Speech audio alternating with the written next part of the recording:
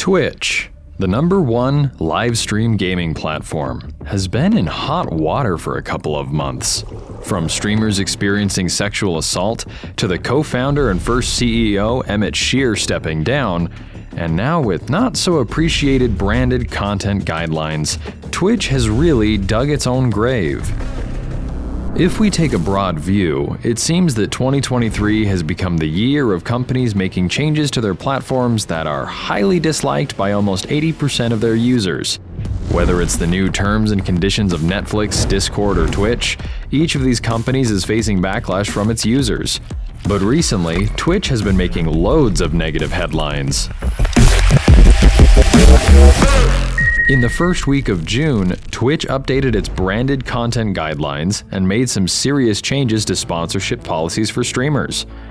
The changes were mainly focused on cutting the profit edge of streamers and taking away their ability to do sponsored streams or run ads independently on Twitch. Their guidelines allowed a few things, but banned most of the things that help creators generate revenue and build a community. Before we dive into the not-so-appreciated branded content guidelines, let's take a look at what branded content is. Branded content is any content produced by streamers featuring products or services based on an exchange of value, such as being paid for or receiving goods or services. Sometimes these types of deals are referred to as paid product placements, endorsements, or sponsorships. If we quote this in simpler words, any streamer who's being paid for playing a newly released video game, drinking and advertising an energy drink, or promoting any clothing he's wearing falls under the branded content category. The updated policy page states, "We recognize that streamers want to collaborate with brands, but as outlined in the terms of service, we maintain the exclusive right to sell, serve, and display advertisements on the Twitch services."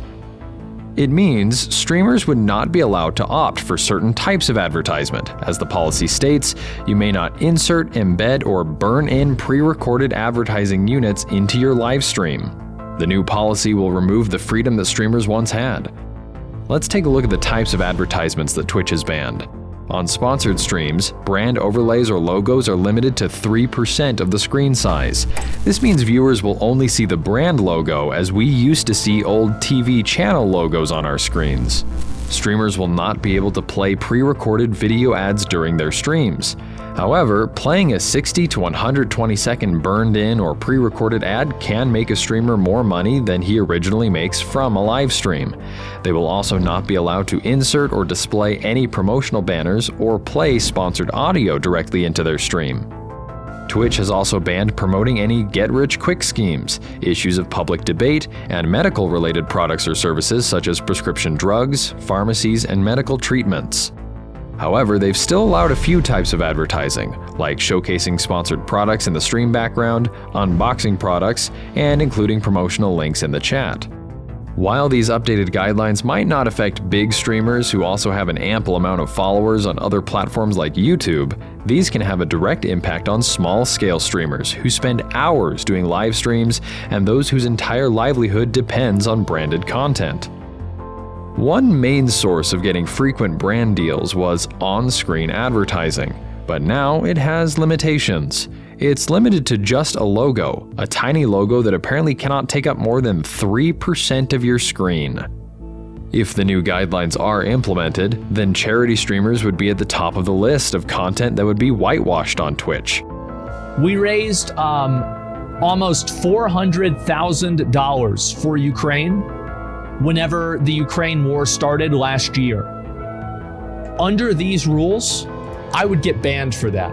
Under these rules, I would get banned for raising money to give kids in hospitals a video game system. Most of the big streamers run charity streams on Twitch to raise funds for people in need. They play commercials and graphic packages to place on the broadcasts.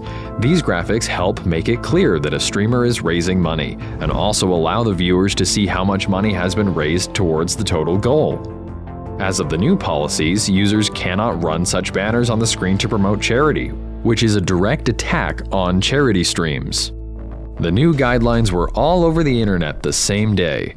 Every streamer raised their voice against new policies, And one big name among them was One True King, aka OTK Media, and its co-founders Asmongold and Mizkif, who immediately warned Twitch to take these policies back or else they'll leave the platform.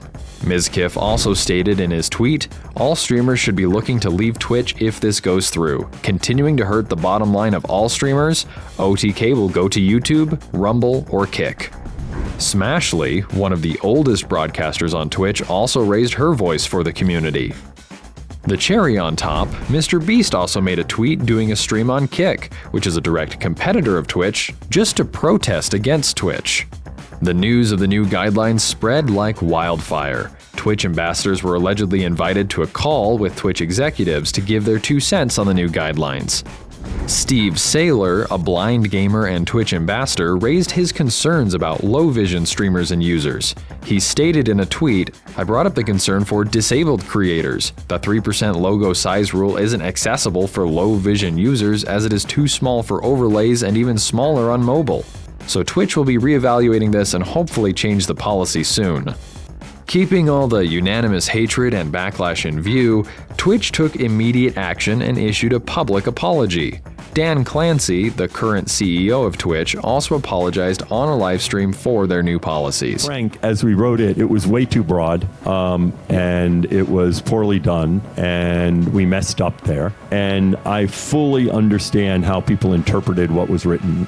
As I go back and look at it, I was like, yes, I can fully understand the interpretation. Yeah. There was a lot of detail, lots of pieces, and it wasn't clear about sponsorships and how important sponsorships are, and that created a great deal of angst in the community, and I really apologize for that.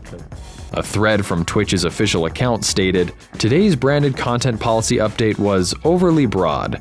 This created confusion and frustration, and we apologize for that. We do not intend to limit streamers' ability to enter into direct relationships with sponsors, and we understand that this is an important part of how streamers earn revenue. We missed the mark on the policy language and will rewrite the guidelines to be clearer. Thank you for sharing your concerns, and we appreciate the feedback. We'll notify the community once we have updated the language." Just 24 hours after the unanimous backlash, Twitch scrapped its new rules, deleted the cool graphic images of their not-so-appreciated new guidelines, and assured its streamers that they could continue to engage with sponsors as they used to do previously without new limitations. Yesterday, we released branded content guidelines that impacted your ability to work with sponsors to increase your income from streaming. These guidelines are bad for you and bad for Twitch, and we are removing them immediately. We want to work with our community to create the best experience on Twitch, and to do that, we need to be clear about what we're doing and why we're doing it.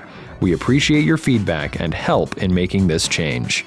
As of now, the issue seems resolved, and creators are now allowed to continue their streams under the previous sponsorship guidelines. However, some clauses in the revised policy are still confusing for users. It is also in the news that all this havoc was an intentional move. A user has described it as follows. "This is an old tactic. Make an extreme, upsetting decision that totally kicks off the base, then walk it back to the point the company originally wanted. Then they can claim they're walking back these changes for the base, and the base will be thankful for the walk back. When in truth, the company knew the blowback would be just as bad if they just made the changes they really wanted and couldn't change anything. Now the base is okay with the changes without the blowback." While many users are claiming this to be a tactic to monopolize the platform, others are searching for streaming platforms that they can opt for. One among them is Kick, a streaming platform co-owned by Ed Carvin, Trainwreck, and some other individuals. Kick has already picked off a few streamers from Twitch. If we give ears to the rumors and Twitch keeps digging its own users, then Asmongold would be the next one to make the switch. Trainwreck, a public face from the official owners of Kick, has already been stated in his tweet. "As the third largest owner of Kick, I promise we will never touch your sub revenue, and I promise that we will not pull any of this bullshit Twitch is pulling. We, as streamers, make the platform, not the other way around. Twitch got it twisted." Kick is one of the few platforms that has gotten immense publicity amidst the Twitch drama. In the past few days, Twitch streamers, Mr. Beast, and even Elon Musk have followed the official Twitter account of Kick. which is a clear sign that if Twitch keeps repeating such mistakes, sooner or later it will lose its user base, viewership, and popularity among gaming communities.